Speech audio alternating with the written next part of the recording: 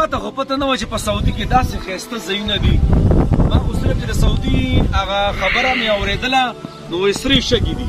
ماشاءالله راغلي یو مونږ چونکې ګوره ها بعضې کسان وایي عمرې نه تللی یو کله یو ځای ته ځي کله بل ځای ته ځي. ګوره زمونږ اسلام مونږ د سیاحت نه منې کوي نه ښه د سیل نه مونږ نه منې کوي. او بیا چې داسې ښایسته ځایونه دي بیا سعودي په شان ښایسته ځمکه او بیا د طایف ښار شي الله الله او هغې کې بیا شفا څنګه چې زمونږ په پاکستان کې کالام دی او داسې ښایسته ځایونه سوات دی دغه شان ځای دی ماشاءالله. نو راغلي یو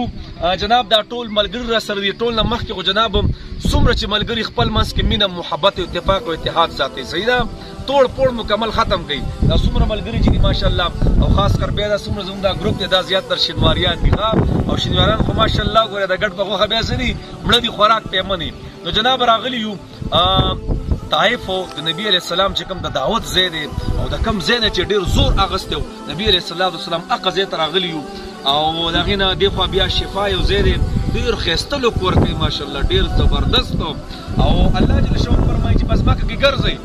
دا د الله جل شانه قدرت دی یو قسم لا ډېر ښایسته ځای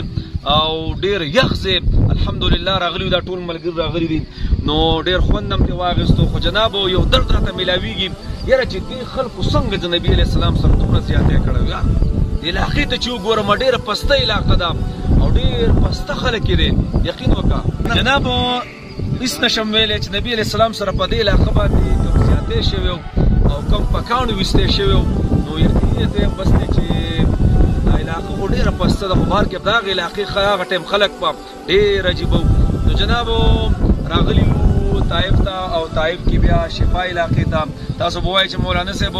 دا غوښې مخې ته خوا دې خوا کې او غریبانان دي نو ګوره دا د الله انعامات دي صحیح ده الله جل شانو د ټولو غریبو له ورکړي موږ هم داسې د سیټ بچي نه یو الحمدلله الله کو څه پیسې راکړي د په ځان هم لګوئ نبي اسلام فرمایي 3 قسمه مال دی ښه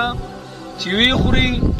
او وای غوستي او چاله دی ورکو دا 3 قسمه مال دی نو ټول میراث دی نو عمرو له راشي او د عمرو سره سره داسې ښایسته ښایسته ځایونو ته لاړ شي دا د نبي علیه السلام وطن دی هر ځای ته ځان ورسوي ښه په دې نسبت چې نبي علیه السلام کوم ځای ته تللی دی په هغه نسبت لاړ شي مولانا صاحب بیا سره تاو شه که د الله نه ځایونو ته راواله به کړي خیر زه یو کار وکړم دا کیمره تاو کړم دا ځایونه ټول راواړه ځه او انشاءالله زه نه دغه غواړم په مخه غواړم نبی علیہ السلام چې کوم ځای ته راغلی دی هغه ځای ته ځان راورسوئ ښایسته ښایسته علاقې دي ماشاءالله زبردست ځایونه دي ښه په دې اراده باندې چې نبي علیه السلام دې علاقو ته راغلی په دې اراده به راغلی صحیح ده جي الله هم راته خوشحال صحیح ده ملګري به ټول راواړوه او دا ګیر چاپېره علاقه پکې راواړوه صحیح ده هلکه دا سیخوالی صحیح شو